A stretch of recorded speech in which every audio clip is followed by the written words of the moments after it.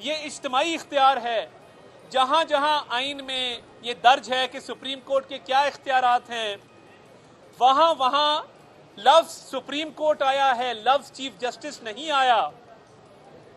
और जहाँ जहाँ कहा गया है कि ये इख्तियारात होंगे सुप्रीम कोर्ट के, मुल्क की तमाम अथॉरिटीज़ उसके ताबे होंगी, उसके हुक्म के ताबे होंगी, वहाँ चीफ जस्टिस नहीं लिखा गया, सुप्रीम कोर्ट लिखा गया है।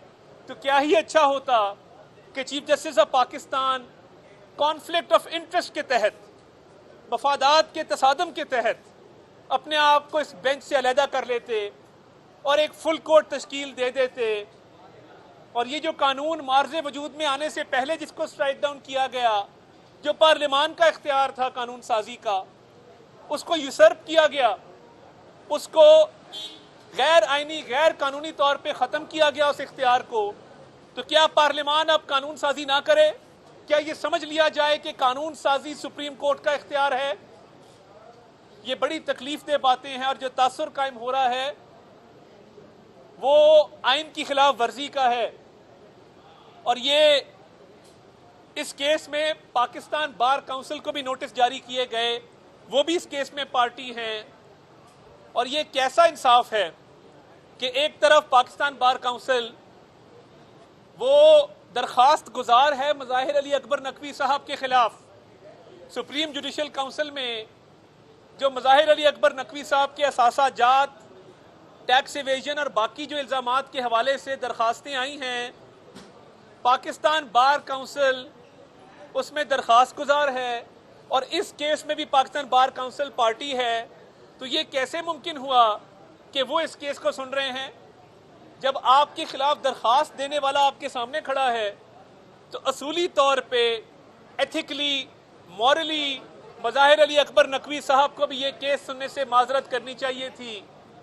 और क्या अमर माने है कि अभी तक मज़ाहिर अली अकबर नकवी साहब के खिलाफ आर्टिकल 209 के तहत जितनी भी दरखास्तें आई हैं वो समाअत के लिए मुकर्रर नहीं हो सकी। क्या उनको ये प्रोटेक्शन इसलिए हासिल है कि उन पे इल्ज़ामात जो हैं वो दुरुस्त हैं? जो 10 करोड़ का घर, 40 करोड़ का घर उन्होंने 10 करोड़ में खरीदा, क्या उनके पास वाइट मनी है ये शो करने के लिए कि उन्होंने वो कौन से जराए थे जिससे वो घर खरीदा गया, वो कौन सा बैंक अकाउंट था जिससे वो पैसे ट्रांसफर हुए? क्या ये तासुर गलत है कि चीफ जस्टिस साहब की प्रोटेक्शन मज़ाहिर अली अकबर नकवी साहब को हासिल है? अगर आर्टिकल 209 के तहत दायर की हुई दरखास्तें समाअत के लिए मुकर्रर नहीं होनी, तो सुप्रीम कोर्ट से दरखास्त है कि वो पार्लियामान को डायरेक्शन दे दें कि आईनी तरमीम करके आर्टिकल 209 का सफ़ा ख़त्म कर दिया जाए, आइन से उसको हज़फ कर दिया जाए, आइन से निकाल दिया जाए। क्योंकि महीने गुजर जाते हैं, सियासी नौयत के केसेस 5 मिनट में डायरी नंबर लगता है, 10 मिनट में समाअत के लिए मुकर्रर होते हैं, और महीने गुजर जाएं और मज़ाहिर अली अकबर नकवी साहब के खिलाफ करप्शन का मुंह बोलता सबूत कागज चिल्ला चिल्ला के कह रहे हैं कि करप्शन हुई है, यही तासुर है, वो समाअत के लिए मुकर्रर ना किया जाए। इतने इल्जामात किसी और पे लगे होते, वो ये जसारत ही ना करता कि वो बेंच में शामिल हो। तो क्या वजह है कि आर्टिकल 209 को आपने इनइफेक्टिव कर दिया है? आर्टिकल आपने एक पार्लियामान का इख्तियार कानून साजी का तो ले लिया, और उस कानून साजी का इख्तियार लेने के साथ साथ उस कानून को मार्ज़े वजूद में आने से पहले ही अमल दरामद रुकवा दिया। मान लिया हम कोर्ट में खड़े हैं, लीगल आर्ग्यूमेंट्स दे रहे हैं, मगर क्या आपने आर्टिकल 209 को भी रोक दिया है? इंसाफ हासिल करने के लिए कौन से सैयारे पर जाना पड़ेगा? किसको दरखास्त डालनी पड़ेगी? किसके आगे ये अर्जी डालनी पड़ेगी कि जो रेफरेंसेस पेंडिंग हैं वो समाअत के लिए मुकर्रर तो किए जाएं? कानून साजी का इख्तियार सिर्फ और सिर्फ पार्लियामान का है।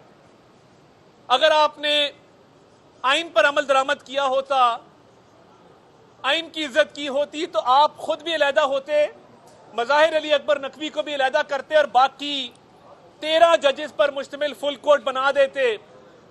फुल कोर्ट के हक में आज जो दलाइल दिए गए सलाउद्दीन अहमद साहब की तरफ से, जो हमारे वकील हैं, और अटॉर्नी जनरल ऑफ पाकिस्तान की तरफ से मिसालें दी गई कि फुल कोर्ट माजी में कहां कहां बना और क्यों बना। जब बेंचेस की तश्कील का मामला आया है तो क्या उस पर सुप्रीम कोर्ट की इज्तिमाई सोच और कलेक्टिव विजडम अप्लाई नहीं होनी चाहिए? हमें शदीद तहफ़्फ़ुज़ात हैं और लगता यह है कि ये 3 हफ्ते की तारीख इसलिए डाली गई है क्योंकि ऑनरेबल चीफ जस्टिस ये तासुर दे रहे हैं कि वो अपने टेन्योर में इसको डिसाइड नहीं करना चाहते, वो इसका इतलाक आने वाले चीफ जस्टिस साहिबान के अदवार में करना चाहते हैं। ये रोजे रोशन की तरह मामला अयां हो चुका है।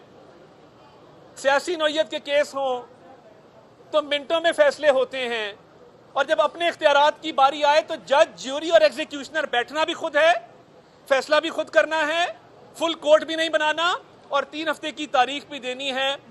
इस पर मैं सिर्फ अफसोस का इजहार कर सकता हूं कि काश इंसाफ के तकाजे पूरे होते, काश आइन की जो मंशा है वो पूरी होती और इंसाफ सिर्फ होता ना होता हुआ नजर भी आता। बहुत शुक्रिया। ये जो आप सुप्रीम कोर्ट के जज का नाम लेके प्रेस कॉन्फ्रेंस कर रहे हैं, आपको किसने रोका है? आपकी हुकूमत है, आप सदर के जरिए रेफरेंस क्यों नहीं भेजते? वो इसलिए नहीं भेजते कि उसमें एक कानूनी दिक्कत है।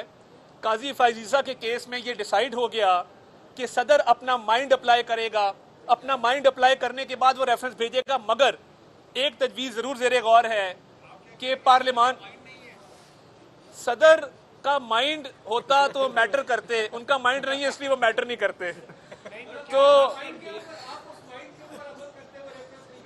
देखिए, वो अब ये जो सोच चल रही है वो पार्लियामान के अंदर जो चहमगोइयाँ चल रही हैं, पार्लियामान की तरफ से एक रेफरेंस आने की तवक्को है। पार्लियामान के तमाम मेंबर्स, तमाम पार्टियों से ताल्लुक़ रखने वाले मेंबरान वो एक रेफरेंस दायर करना चाहते हैं इंडिविजुअल कैपेसिटी में।